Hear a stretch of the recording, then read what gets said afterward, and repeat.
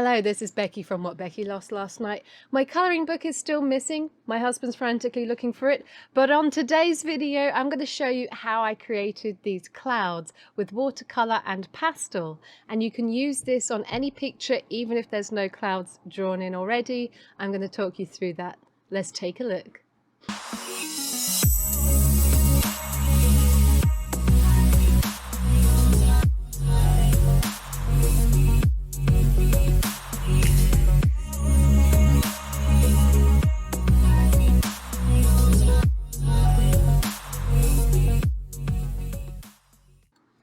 So this background technique is deceptively easy.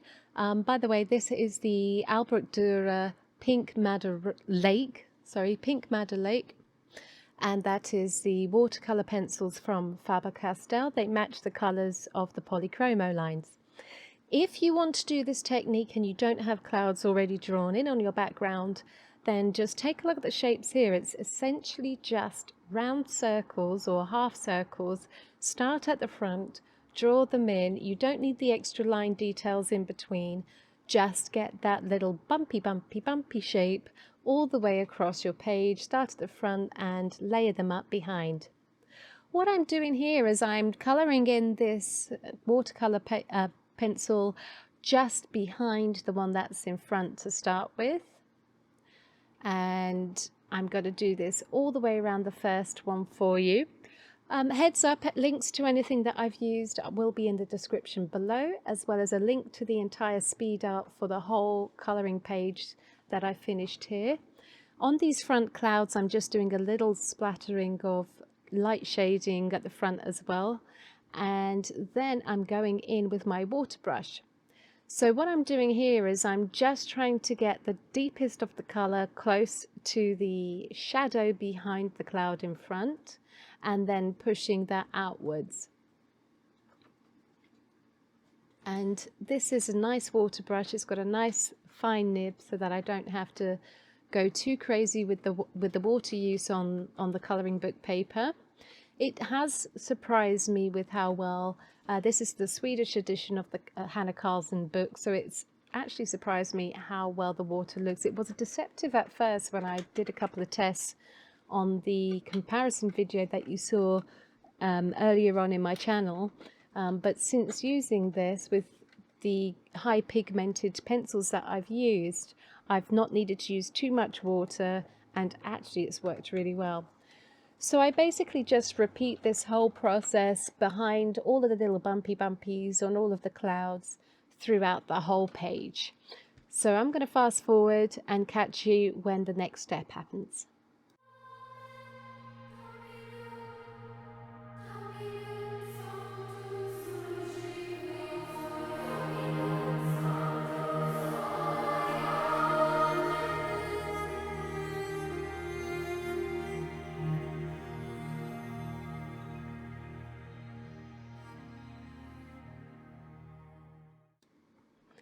The next step, I'm now taking my brush carefully to the nib of the pencil and using that directly to draw down. So everywhere you have a little dip where the two circles join, I'm just doing little light brushes down, and this is going to start to bring those clouds a little bit more dimension and make them 3D.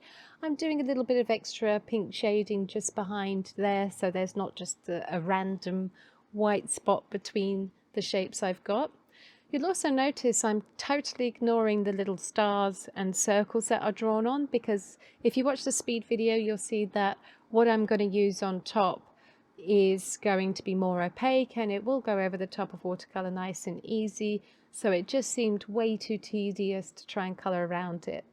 But yeah, I'm just going sort of either in a left motion or a right motion circularly around those little joins between the circles, and just trying to build a little bit of dimension.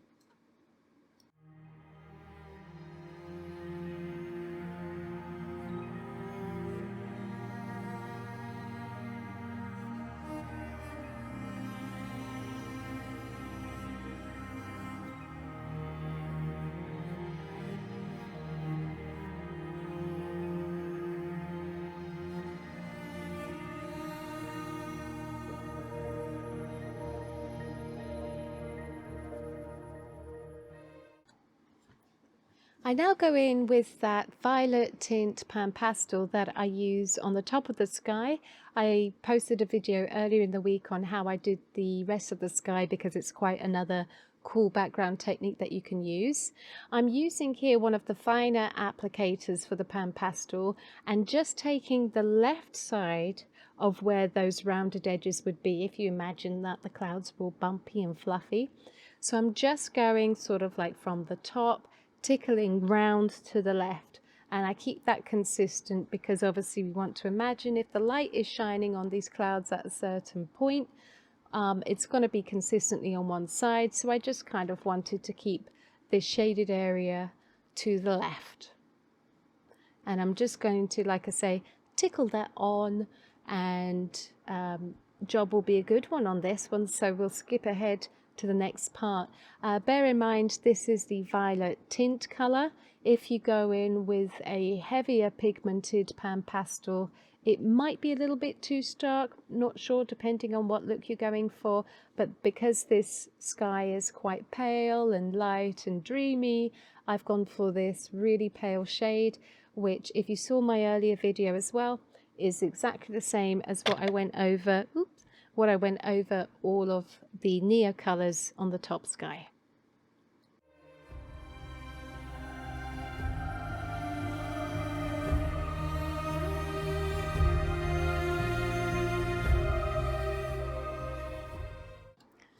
So I think I give it a little brush here because unicorns like to be tickled, and also just to remove any dust if there are any, but pan pastels are really good at not being very dusty, to be honest. Here is my 1MR Posca white pen, and to make it look amazing is I literally just white out every single line on the clouds, because I don't know about you, but whenever I've seen a pretty light cloud like this, I've never seen it outlined in a black line. So I'm literally going to get rid of all of those. So if you've drawn your own clouds on for your own background and you're trying this technique, then depending how heavy you've done that, you can also come in with your Posca and now remove those lines. I wouldn't erase them. If you've used pencil, don't go erasing them because it will just pull up that pastel and maybe some of the pigment from the watercolor, so that would be a bit of a no-no. But definitely, if you've been coloring for a while, you probably have a white pen now, but you'll see what a difference it makes. But there you have it. It's a really beautiful technique, if I do say so myself. I'm not sure if I'm just biased because I really love the pastel pink and purple combination. But certainly for whimsical skies, whimsical clouds, this one works really well. I have got other techniques that I sometimes use for clouds, so the next time I colour up one of those with my other methods, I'll drop that into the backgrounds playlist as well. I'm gonna end the voiceover here, but so thank you for watching. Thank you for liking and subscribing if you have. If you haven't, I'll be all right. You know, I won't take it personally, but thank you for getting this far anyway. And check out my playlist. I have started a playlist on background techniques for colouring books.